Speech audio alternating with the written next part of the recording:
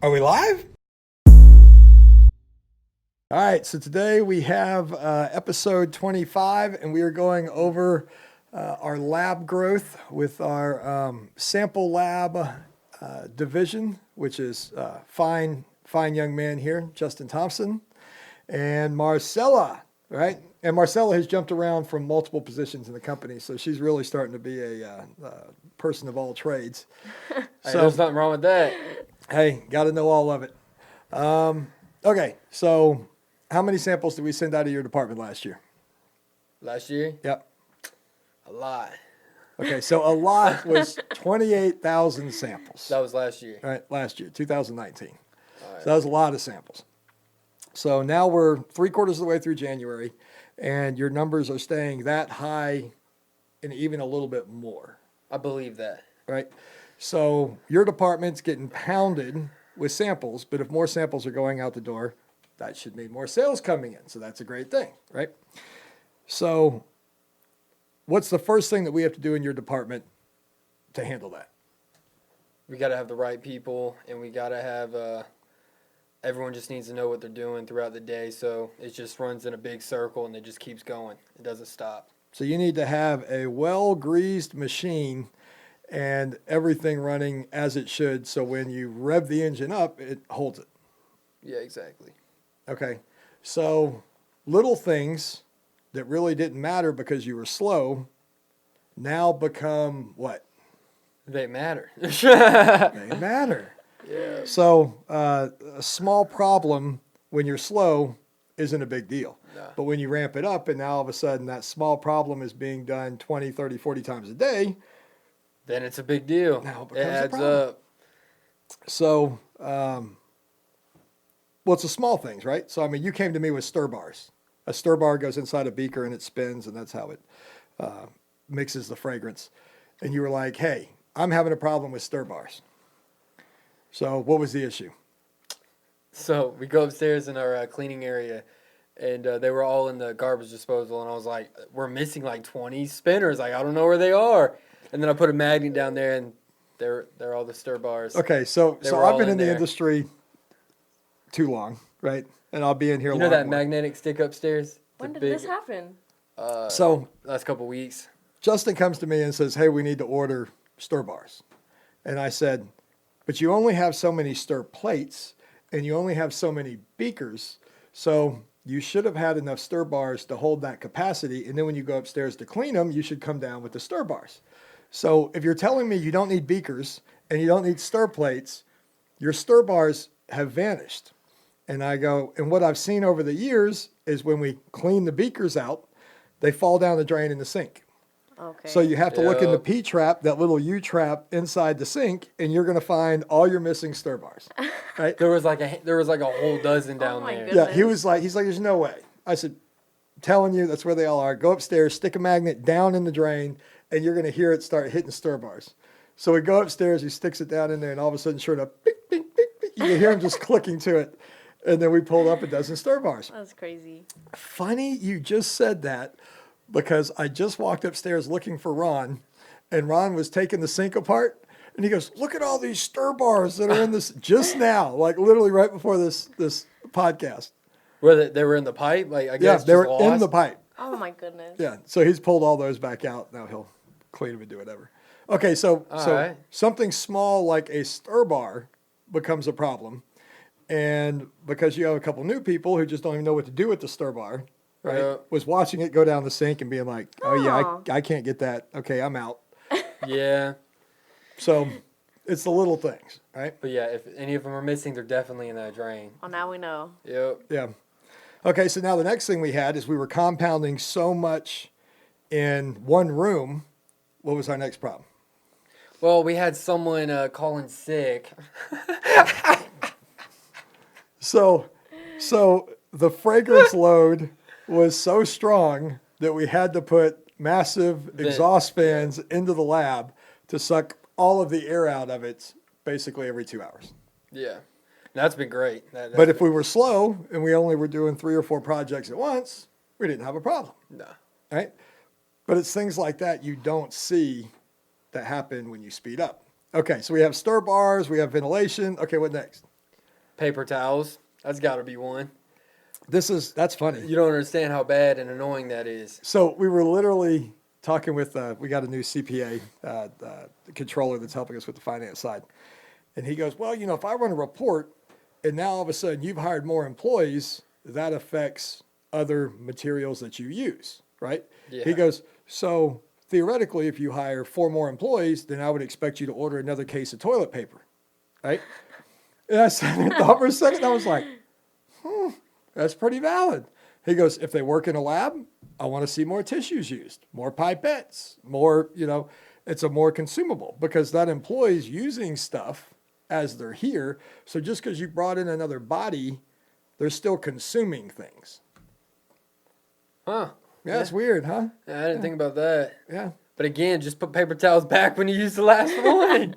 Good night. Okay, so all I got from this is, yeah, we're busy. I'm trying to get your samples out, but I better have paper towels and toilet paper where it's supposed to be and don't let it run out. There you That's go. it. Okay, so how about bottles?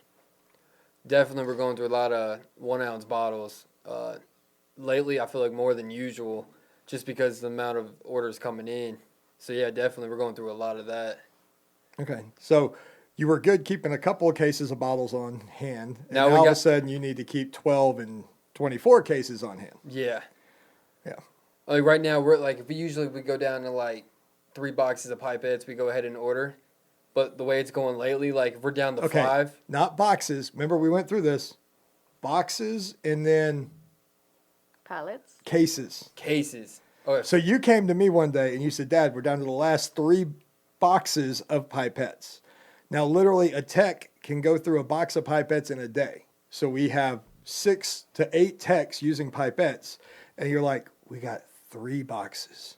I thought we were shut down, right? I said, show me it. We go upstairs and you had 3 cases, which is you're right. 30, You're right. 30 boxes of pipettes. All right, cases. No, you're right about that. Cases. Cases. Yeah. So like usually like if we get down to 3 cases. You're going to go to the new guy and say, order 3 boxes of pipettes, and he's going to order you 3 boxes of pipettes, and you're going to be like, is this our cost savings? What is this? Because you didn't say cases. I'm going to write See that how down. big a word is? Yeah, no. Very important. That makes sense. Oh, cases. I'm going to remember that because I got to get some order today. Yeah. But yeah, usually we get down to like I can see the 3 email. cases. They're going to be like, this is the email Justin sent me. It said buy 3 boxes. I ordered 3 boxes.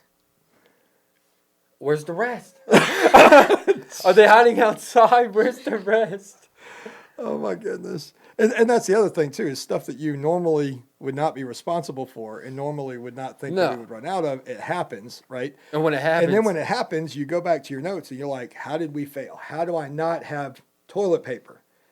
Well, it's either I didn't tell somebody or it was bad communication. I mean, there's all these things that kind of play out. That's the stuff you have to look out for. yeah, I ain't trying to run into those storms. Like nothing's fun when you got to go to a big man and be like, hey, we don't have any cups or we don't have pipettes, because they're not going to give you a good response. You would not think a $10 million company could be shut down by not having a cup, paper towels, or toilet paper, but I guarantee you we will have an employee run up to Walmart and buy us whatever we need to make it through the day. Absolutely. Yeah. Yeah. I think we'll take lunch early. I'm running up to Target. Yeah. But nah, you got to get through that. Okay, so now you know what your work requires for the day, right? Yeah. And you know you can't get it all done. Like, I can only get 100 samples out today, but I have 200 on the schedule. What do you have to do? Well, hurry up. Nah, we gotta just break it down pretty much. If there's anything like the day of that we've already started, we're gonna go ahead and finish all these orders, and then the next day, part 2, and then we're just gonna clear everything out the next day. Sometimes it's just gonna be like a 2-day, 2-day project to get whatever we got to get out. Okay, so that's the young part that's just going, I'm trying to survive for the next 5 minutes. You'd have to look at it and say, okay, I'm over capacity. I've been over capacity for a while. We probably need to add another lab tech. Or yeah, if you jump into conclusion, then yeah, We need to add another lab tech. It's just numbers, right? Yeah. I can make 50 sprockets in a day. I've got 300 sprockets to make today. I need 6 people. 6 times 5, 300, right? I mean, that you just run numbers, right? That's the stuff that you have to look at. Because you can't be like, well, I didn't make it through today and I have a backlog. And then the next day, I didn't make it through the day and I have a backlog, because your backlog is going to get bigger and bigger and bigger and bigger. Yeah. So it doesn't get better. No. Then all of a sudden you're working ridiculous overtime. You're burning out, and everybody's still mad at you because you got a backlog. And it doesn't seem fair, because you're like, wait a minute. Dang, is he just reading out this week went? Yeah. Or like the past month. Yeah. Right? I work late. I tried to swim. I swam as hard as I could, and the coach telling me I suck. And I drowned. Yeah, it hurts. And you're like, it's not fair. Yeah. But sometimes you have to stop and just retool the situation. You have to be like, okay, if I keep doing what I'm doing, it's not going to get any better. So I'm digging the hole as fast as I can, but I'm also burying myself at the same time. No, I see what you're saying. Yeah. Yeah, I've been to Marcela about twice a day. Marcela, look like we come in here. Well, okay. So Marcela, like her and her dies, yeah. bad. Like her book is just. Well, Oh, I it's thought you were getting like, she better. does a bad job. Like, Oh you're no, like, no, Bad. no, she's doing great, but her dies like I you think got. we finally got it in a good rhythm too, Yeah. where it's all nice sailing from Yeah, here. so I mean, like as soon as they come in, if Jamie comes in or whoever in customer service comes in, then she just dates it, puts a time on it, and then she starts. But I mean, we got a system going where it's going a lot easier. Oh, than yeah. The first week was a little rough. That was rough, Okay, just but we because got it. everything came in. But And now I know I can't miss any days. I was joking, Marcella. No, You get 2 sick days a year. No, with the whole situation. Yeah, but it's going. It's going. okay, so what you actually do, so, most people wouldn't know, is you dye the actual oils, Yes. right? So if we do, some sort of perfume or cologne, somebody's like, oh, I want it pink, I want it green, I want an air freshener that's, neon, fluorescent yellow, whatever. It gets stuck in a lab, and the lab has to do a dye formula, right? So Justin has a sample request that says we duplicated Bob's air freshener, but he wants it dyed red because it's a cherry. So Justin's rushing to get the project out, and he gives it to Marcela and says, okay, I need this in 5 minutes because the UPS truck's showing up. This is the face I'll do. Go away. So I think at the beginning, again, it's just in numbers. We weren't dying as many as we are dying now. So it literally went from we're only doing a couple thousand samples to now we're doing 20 or 30,000 samples. So now that number is just quadrupled, and that's just we're at capacity, right, for a window. So Justin, worried about the samples going out, is like, Marcela, I need it now. Marcela's like, okay, you got to give me more than a couple of minutes. Like, I need to do this right. Yeah. Right. So on the other side, Justin's like, hey, I need Marcela to be compounding, and I don't even need her to be doing the dyes because that doesn't help me. And I had to have a couple conversations with Justin and say, her job is to dye, and then when she's not dyeing, then to compound. So this is how this works, right? So she has to be given enough time to do the dye, get the dye in the system, and then after that, worry about compounding, right? So I think it was just a whole dynamic thing that he had to get over. Yeah, because at the end of the day, I'm like, if you weren't doing dyes, we could have got this order out. Which is true. But at the end, I mean, I still need the dyes done. I need all that, done for Shamil, or R&D. Mm-hmm. But no, I get it. Right now, that's just a full-time job. That's pretty much all you're doing. So, what's up, dye girl? So as part of you don't realize what someone else is doing until you step in their shoes, and then you have to do what they do, right? So anytime I'm looking at somebody and I'm like, okay, why is this taking you so long? Or what is the problem? What is the situation? Right? You need to get in their shoes and do what they're doing and then be like, okay, add, 15, 20% more time because not everybody's as fast as everybody else. But you can't just do a segment of it. So let's just say I walked over there and I was like, oh, I need a blue. So I just put a drop of blue in there and I shake it and I go, yep, perfect. Yep, okay. I'll walk over and send it. That's not all that's entailed. Yeah. Right? Pulling the bottle, bringing it over to the desk, dyeing it, writing a dye formula, put it in the book, load it into the system, make sure you have a retain, make sure QC has a retain. I mean, there's more steps to it. So it's easy to forget that when you're not doing it daily, but you have to take that into account, right? Yeah, no, you're right about that. That's something I don't think I took into account at the time. I'm just like, Marcela, you did how many this week? And then that one day she wasn't here, that's when I was like, oh my gosh. Like, I got hit probably with like 13 I think that was dyes. a good day. I should miss out more often. No, please don't. Because I think that's when the next day we were on the same page Yeah. on how the process really is. And no, I'm not just like staring off into space where I'm not being able to compound and dye. Right. I'm It glad takes a though I while. did experience that because I mean like I've done a couple with him, but I was like, me and him did it, X amount of time. What are you doing? That's what I was going through my brain. But in reality is, they got to send it to the customer. They're gonna say, oh, I want it lighter, I want it darker. I never Yeah. put that in consideration. And then the wrongs, you have to make sure they're in the right spot, like the Yeah. categories and stuff. It's a lot more Yeah, than just it's a lot. putting a dot in, and it's just time consuming. I get that. I You get have to be in someone else's shoes to understand what the problem is. it. Yeah. So I totally understand now, Marcelo. What's I the get it. most amount of boxes that you have shipped In a day or a week? in a day? The most I've ever shipped in a day is probably 34 boxes. So 34 sample requests. Yeah, that was a long day. And you've got like a little Honda Fit. So if it misses the UPS truck, it's hard to get all those in a little Honda Fit to run that to the UPS store at 6 o'clock. No, you're right. So I put them all in the back seat. I'm like windows down trying to look because I can't see anything back there. It's it was- Christmas every day. He It's loads Christmas that every day. sleigh. Boxes. It was boxes high back there, but hey, we got them to UPS. It's good. Yeah, the ladies there weren't smiling, but I was because I dropped them off. I mean, to me, this is like full circle.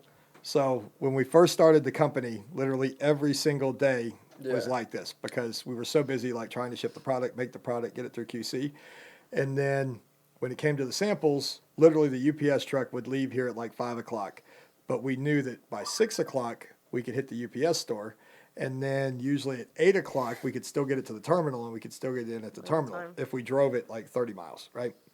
So 5 o'clock, truck would come and go. We would send one load of stuff over to the UPS store at 6. And then still, if we had some customers' orders that literally had to go when we closed for the night, or if some guy was leaving early, we'd let them leave at 7:30, drive to the UPS terminal, offload the stuff out of his truck, and then he would go home. So Justin's just getting a taste of that now. Yep, every day. So if there's like one day I don't go, she's like, is everything okay? Why didn't you come yesterday? I said, I made UPS at work. And she's like, we need to start doing that. Well, the people like that, it's so much harder, right? So if we don't show up there, we're not going to overload her building with an extra 40 boxes that they have to load into the UPS truck. Yeah. But then for us, we have to drive it all the way to the terminal, which is in our car longer, and then we have to offload it all at the terminal. So for us, it's better to ship even 80% at the UPS store and then the last 4 or 5 boxes at the terminal. So that's usually just how it slides. Yeah, no, I see that. But hey, making it happen. Yeah. No, I'm sitting, I'm like, well, I gotta go. Whatever's here, but gotta go. Gotta run off to UPS. So for you, what do you think, as we've picked up, has been the hardest part? I wouldn't necessarily say that it's hard. It is just, it can be frustrating because I do also want to help him because I know he stresses out. I also want to help him make his numbers or targets that he has to do throughout the day. But projects do tend to layer on top of each other. So you just kind of got to stay focused and, Do this one, do the next one, do the next just one. make sure do the next it's one. going out on time Yeah. and So and what's that your- it's getting done properly. What's your stress level in the lab? Well, it used to be 0. Oh, that was before you got manager. So now, what's your stress level? I mean, what I like to call it rush hour. Your face is already telling me what your stress level is. No, it's not. I mean, it's not bad, but like I got this thing I like to call in the lab like rush hour. So if it's rush hour, like keep questions minimum. Like I'm gonna be running 100 miles an hour for the next hour and a half, and I'm just shipping everything, pulling everything. So you're telling me you're so stressed that you can't even answer a question? Yeah. No. Oh, so that's like a 4. Nah, if I had to rate it like 1 to 10, the stress level is probably like some days like maybe a 6.5. It's a 10. It's 6. Okay, maybe a 7, depending on the day. If you can't even answer someone's question because you're having your stress hour, No. that's not a 5. What's a 10 then? Yeah, No. what's a 10? Don't look at When me. you hear him screaming, "Dear Lord," what is that? Is that a 10? You know, No. or when they have to make a walk around the parking lot, which a lot of us have to do once a week. Is that a 10? I mean, Oh, I do that too, and I noticed it was raining, but I still walked. but that's a 5. No, it's not stress hour. It's just rush hour where I have 25 orders sitting there, and I'm just running through them all, packing them, shipping them. A guy who's them. telling me my stress level's 5 does not avoid going to lunch with me half the time because he's too busy. That's not a 5. Okay, it might be an 8. It might be an 8. But it's This good. reminds me when you go to the hospital and they have the smiley faces in a row and they're like, what's your pain scale, right? One's red and looks like he's on fire, and then the other one's like smiley and this, that. The other Justin's like, oh no, I'm good. I'm good. This is arms in the hanging middle. off. You know what I mean? This is good. It's good. Oh my Nah, goodness. but it's good. It's a good stress level. It's not too bad. Yeah. It's all right. You know he's stressed when you can't find him. Yeah. Sometimes I'll be hiding from everyone. Limit your bathroom breaks. Yeah. 2 minutes. Leave me alone, everyone. I'll 2 walk minutes. by, I'll hear YouTube going or Instagram playing the TikTok. I'm like, just relax, Justin. Just relax. Okay, That's it's funny. been 2 minutes. I got to run back out there. That's funny. But Okay, so the amount of samples are going to go up. yeah. You guys are going to figure it out. Everything from stir bars to ordering bottles to dyeing stuff, putting it in the box, making sure you hit UPS at 6 or 8 o'clock. And y'all are going to make it happen. Oh yeah, we gonna definitely make it happen. We And have if to. not, it's all Marcela's fault. Great. Our dream team at AFI, remember to subscribe, and we'll keep it going in 2020. I see a lot of samples going out.